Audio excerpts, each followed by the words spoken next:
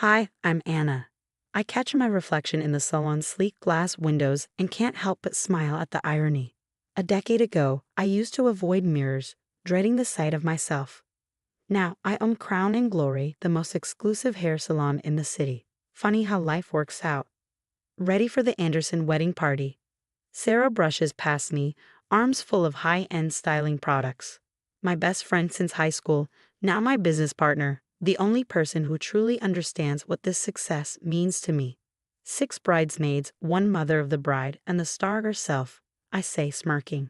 Piece of cake.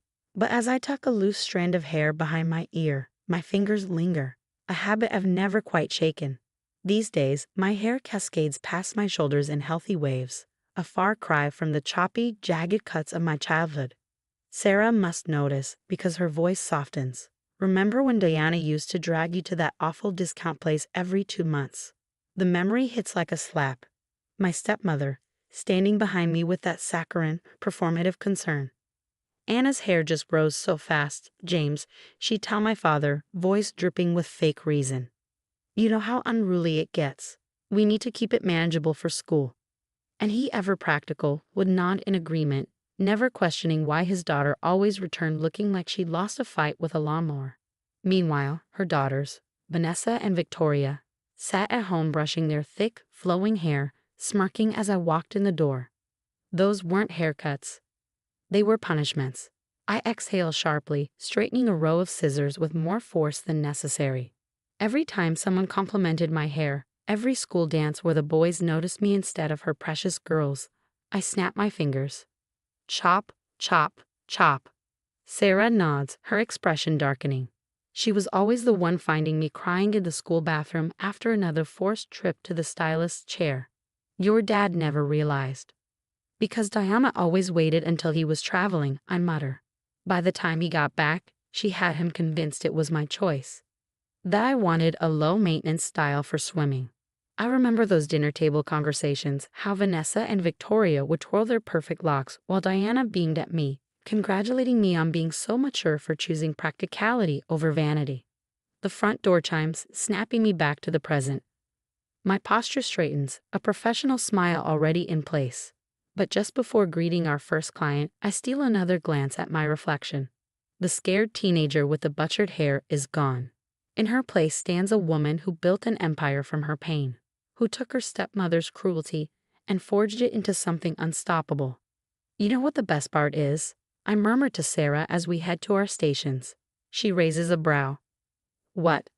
Every time someone walks out of this salon feeling beautiful, it's another victory over Diana. I flash a slow, satisfied smile. And trust me, there are plenty more victories to come. Sarah grins, catching the glint in my eye. Speaking of which, didn't Victoria just post about wanting a makeover for her wedding? Oh yes. I smile, picking up my favorite scissors. Won't this be interesting? The front door chimes again, and I nearly drop them. There they are. Diana, Vanessa, Victoria, strutting into my salon like they own the place. 7 years since I left home, and they haven't changed a bit. Same entitled expressions, same superior attitudes. They don't recognize me at first, hidden behind my sleek black uniform. My polished confidence, my success. We need the best stylist you have, Diana announces, her voice as saccharine as ever. That tone used to make my stomach turn. My daughter Victoria is getting married, and we want everything perfect. Across the salon, Sarah catches my eye, her lips twitching in amusement. Of course, she says smoothly. Let me get our owner. She personally handles all our VIP clients. I take my time walking over, watching as Victoria preens in the mirror, while Vanessa absently flips through a magazine. Did you see Anna's profile in the business section? Vanessa snorts, running some little salon across town. Can you believe she's trying to compete with places like this? Well, Victoria drawls, adjusting her engagement ring. She always did think too highly of herself. Diana chuckles, adjusting her designer scarf. Remember how your father had to constantly remind her that beauty isn't everything? Those haircuts were for her own good, teaching her humility. My hands tightened behind the reception desk. Humility, that's what she called it. Every time a boy asked me to a dance. Every time a school event meant I might shine just a little too brightly. Every time I started to feel confident, snip, snip, snip. Your stylist will be right with you, I say, stepping forward. Their laughter cuts off. Victoria's jaw drops. Diana's face twitches in horror. It's been a while, hasn't it? I say, my voice light, pleasant, professional. This is your salon, Victoria chokes out. Yes, I smile.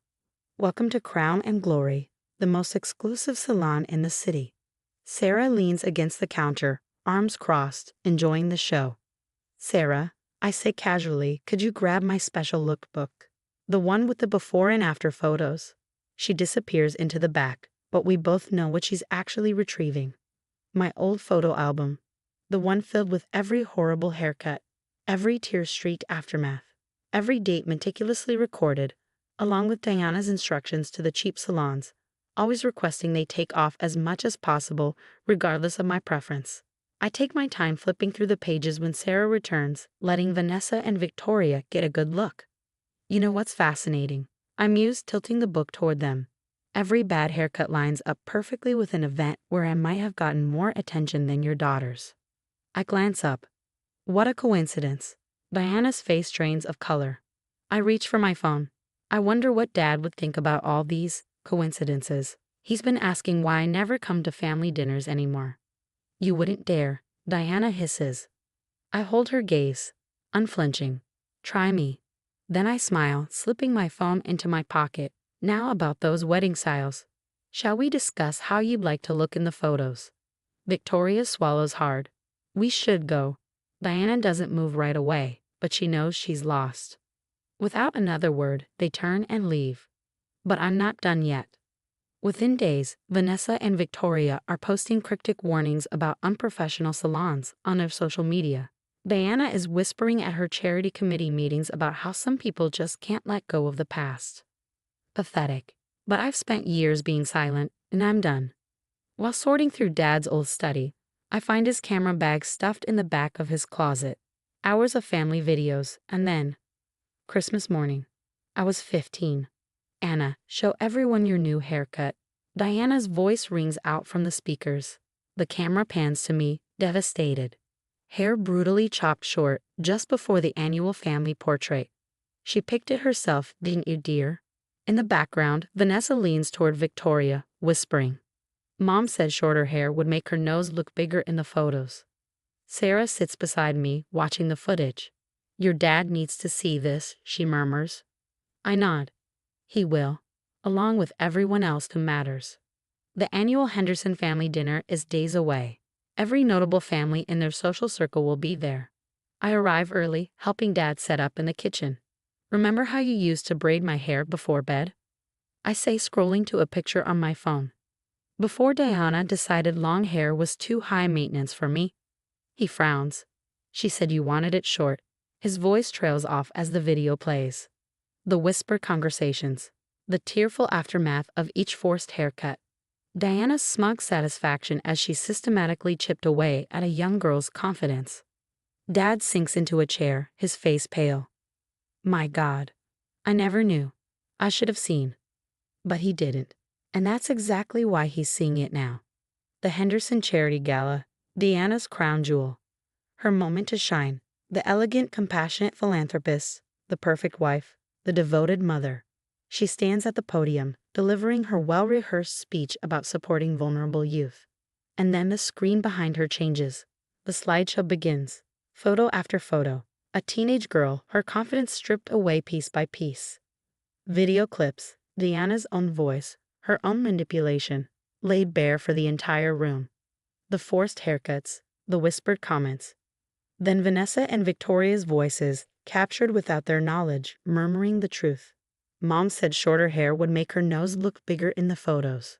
Mom didn't want her looking better than us. A ripple of stunned silence spreads through the crowd. Diana falters. Her poised, practiced smile freezes as she turns to the screen, staring at her own reflection in the evidence. The room is no longer hers. I stand. My voice is clear, steady, louder than hers ever was. I believe that childhood emotional abuse is exactly the kind of issue this charity should address. Gasps, murmurs. And then, Dad rises beside me. We need to talk? Now. The aftermath swift, unforgiving. Diana's charity board position. Gone. Her social standing. Shattered. Vanessa and Victoria's wedding invitations. Mysteriously lost in the mail. As for Crown and Glory, booked solid for months. It turns out karma has an incredible sense of irony, and it looks dang good on everyone who walks through my doors. Dad stops by the salon weekly now, usually bringing lunch and apologies I no longer need. We're rebuilding stronger than before. Sarah jokes that we should add revenge makeovers to our service menu. Looking in the mirror now, I see more than success. I see victory. My hair flows past my shoulders exactly the way I choose to wear it, and every client who walks through my doors leaves feeling just as empowered. Diana still lives in town, I hear. Still tries to maintain her social circle. But here's the thing about small communities, they have long memories. And thanks to that charity gala footage, everyone knows exactly who she is. As for me, I'm too busy running the city's most exclusive salon to worry about her anymore. Though I did send her a gift card for a free haircut. She hasn't used it yet. Now let's talk. Did Anna go too far by exposing Diana in such a public way? What about Vanessa and Victoria? They were just teenagers when this started, raised by a mother who taught them that putting others down was the only way to stay on top. Now their social standing is gone. Their wedding plans are in shambles. Their lives are forever changed. Were they victims of Diana's manipulation too? Or were they old enough to know exactly what they were doing? What do you think? Have you ever been in a situation where getting justice meant others might get hurt? How did you handle it? What would you have done if you were Anna? If this story hit home for you, hit that like button. If you've ever faced toxic family dynamics, share your thoughts in the comments. And if you believe in justice, help this reach someone who needs to hear it. Because sometimes the best revenge isn't just living well.